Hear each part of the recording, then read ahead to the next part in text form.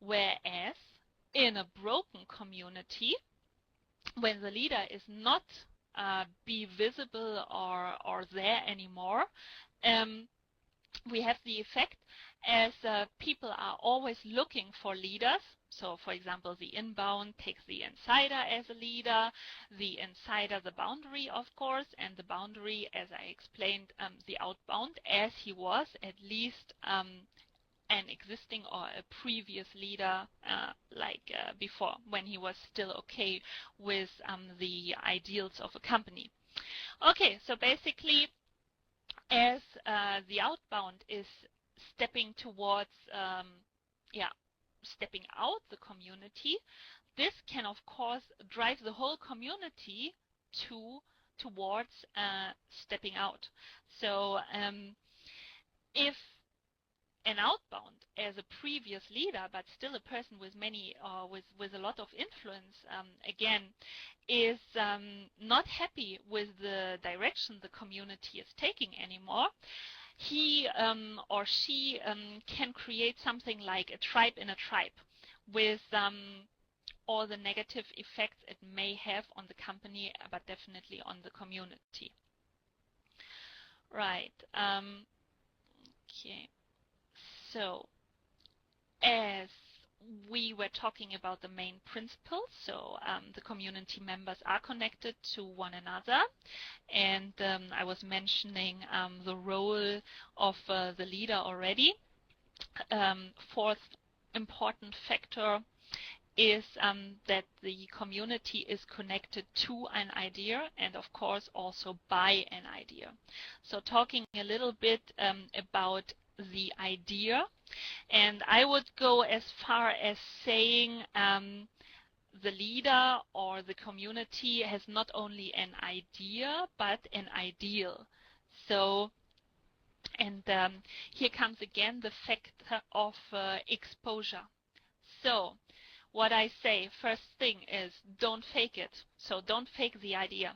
You cannot tell your community, okay, we are working on changing the whole world of education, whereas your main aim is to become rich and sell the company in 5 years, for example, to make a lot of money with it. People will definitely find out. It makes your community unhappy, and it can come to the downfall of the community for sure, probably even of the company itself. Good. Then we have the second, my second statement, don't change it. Don't change the idea. Stick to the idea, because it takes a lot of time, lots of effort to build up a community, working community with happy members, contributing to the community by creating content, but I will cover this more in depth in the crowdsourcing part. So basically, if you're changing the idea, you risk that your community breaks down, and you have to kind of reboot again, basically starting with a new company, or let's say a new community again. And as I said, it takes time, and to build up a valuable community and a happy and contributing community. Good. Now a little bit towards crowdsourcing, so our second main topic today. Crowdsourcing is defined as a distributed problem-solving and production model. The benefits of crowdsourcing include little cost for a company, of course, because I usually don't have to pay my community members. When my community is big and active, I get results often very quickly. Sure, as I have more people contributing than just having professionally hired people developing professional content for me.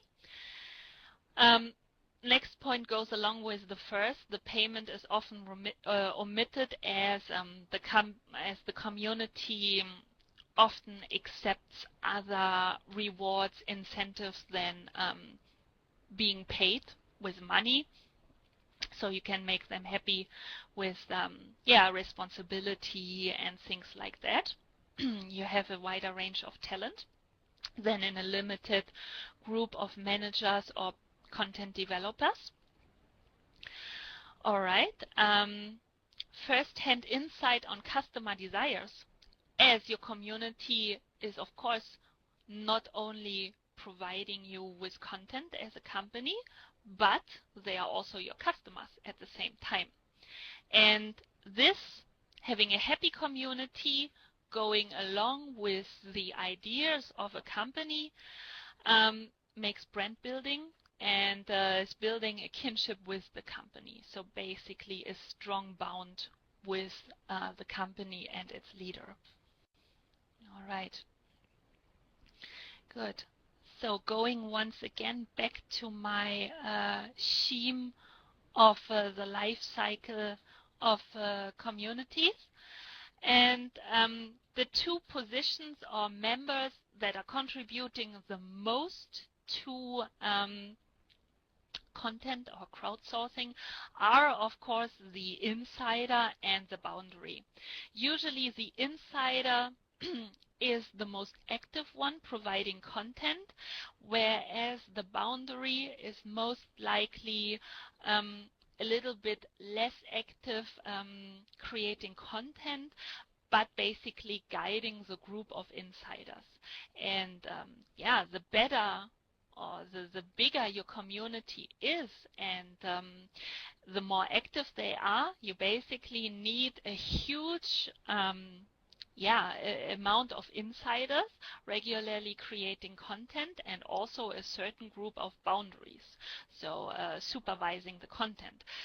Because in an ideal case, you as managers or CEOs of the company would give the community an input, of course, but they would work on their own.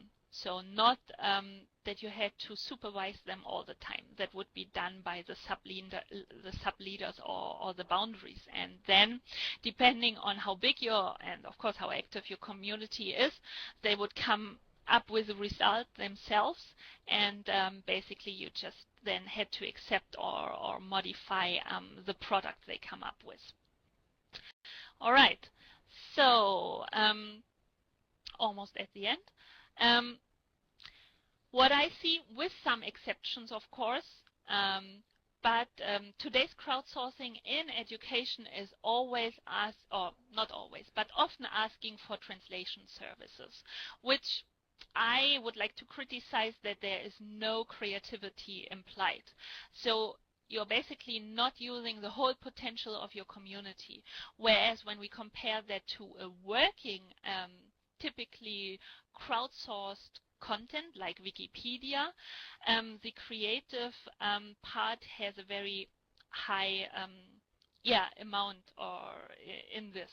So basically, what I would like to see more is going beyond the pure translation demand or asking for translation, but why not going this way, as Wikipedia can easily compete with professionally developed content. So why not also go in education for more crowdsourced content and even crowdsourced courses? That leads me to the last part, which is what I would like to see. So my vision for our industry. I would like to see more true leaders with ideals and sticking to their ideals in our industry.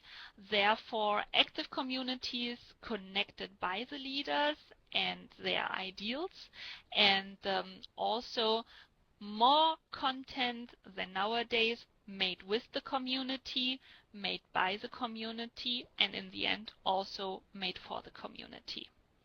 Good. Thank you for your attention. This was my part.